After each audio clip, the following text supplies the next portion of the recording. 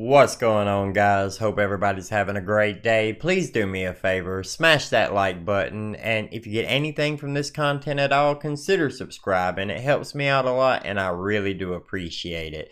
Also, if you have any comments or concerns, feel free to comment down below. Let me know. I'll try to respond as much as possible, but it really helps with engagement.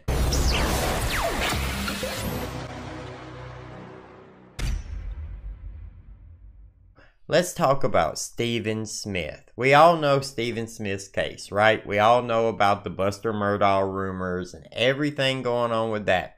But now it seems like people are trying to move us away from Buster Murdaugh. Now, why is that? Maybe, just maybe, it has something to do with the fact that the Murdaugh name still carries power. Now, Alex Murdaugh, he may have disgraced himself, but the Murdaughs have still been the solicitor of that county for 100 years. They're still one of the richest families in that area. Their name carries weight. Alex has brothers. Randy Murdaugh is still a lawyer, still practicing, still there, and he is tied into the Stephen Smith case, right? His other brother runs an equipment rental place. He's rich too. You have this rich family operating in a town where the average income is $20,000 to $40,000 a year. They're going to have a lot of power and influence over other people. Now, when we're talking about Alex Murdaugh, remember what I said before. Alex Murdaugh, he has influence. If he wants somebody's investigation to go a certain way, he could probably call in favors, talk to his buddies, put little whispers into their ear, and get them to say, oh yeah, well, I could see how this could be the case.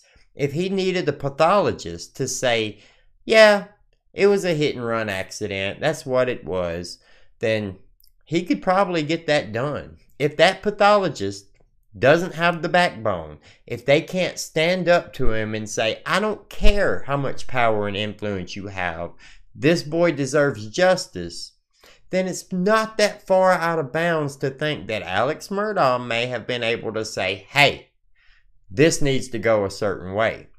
Maybe it wasn't Alex Murdaugh though. Maybe Randy Murdaugh was the one saying, hey, this needs to go a certain way. Maybe it was somebody else.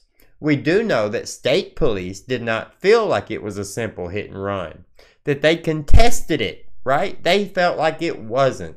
We also know that Stephen Smith's family started a GoFundMe after the popularity from all these docuseries came out, and everybody started talking about how Buster Murdaugh was rumored to have something to do with it.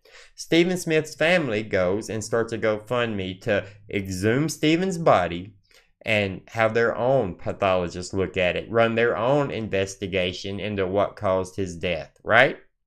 Well, now we have a week ago SLED calling Stephen's family saying, hey, we understand that this was not a hit and run, and we are now classifying his death as a homicide, and we're going to investigate it as a homicide.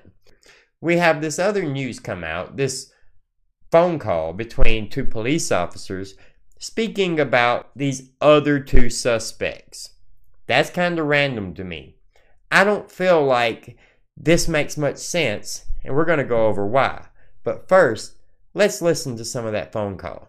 Tell me what was told to you. We tried to get in touch with, but he's kind of avoiding the call, the contact, and all. This is what I was told.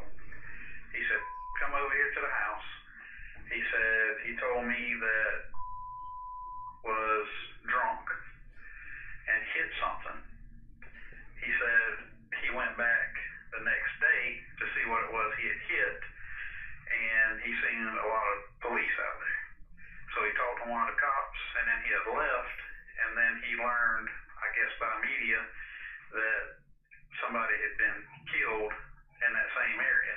All right, so we have that so far, right? Person one, person two, it's redacted from that phone call, right? Patrick Wilson and Sean Conley are person one and person two, just to be clear, right? But we have one of those telling that the other came to his house and he had been drinking and driving and had hit something. He goes back the next day, and all of a sudden, there's police everywhere. And then he finds out on the news that somebody had been killed. Let's listen a little further.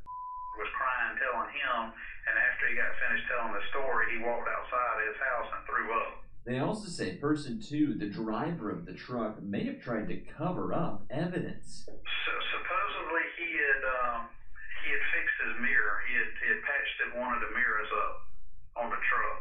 Now, isn't that just convenient that this tip came in that a teenager was drinking and driving and hit something but didn't know what it was and went to his friend's house and told him, and then the next day he goes and the police are there and somebody was killed. So what does he do?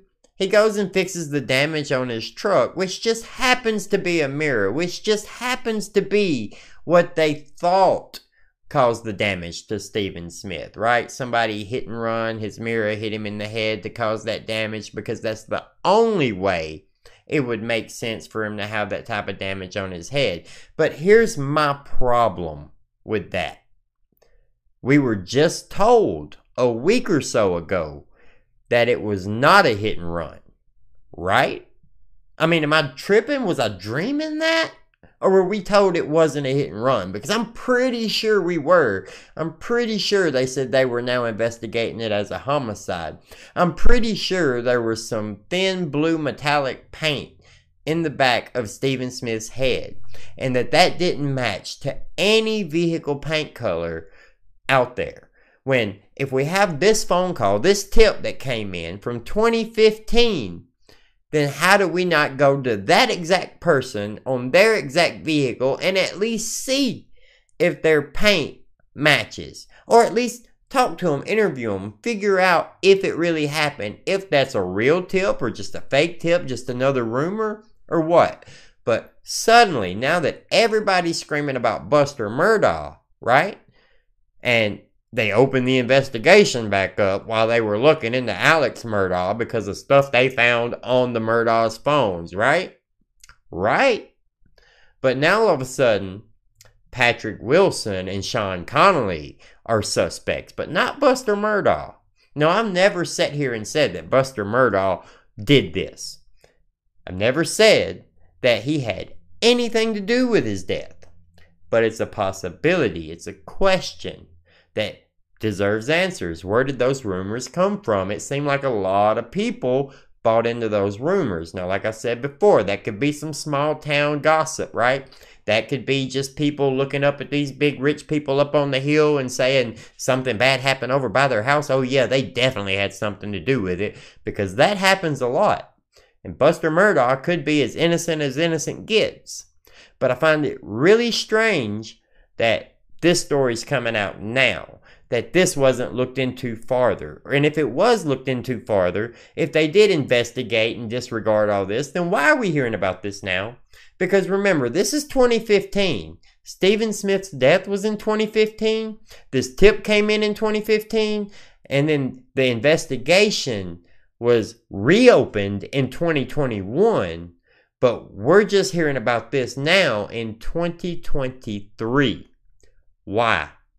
Let me know what you think about it down in the comments below. Like the video, subscribe to the channel to see more, hit that notification bell so you get notified anytime I post. Have a great day, and we'll see you later.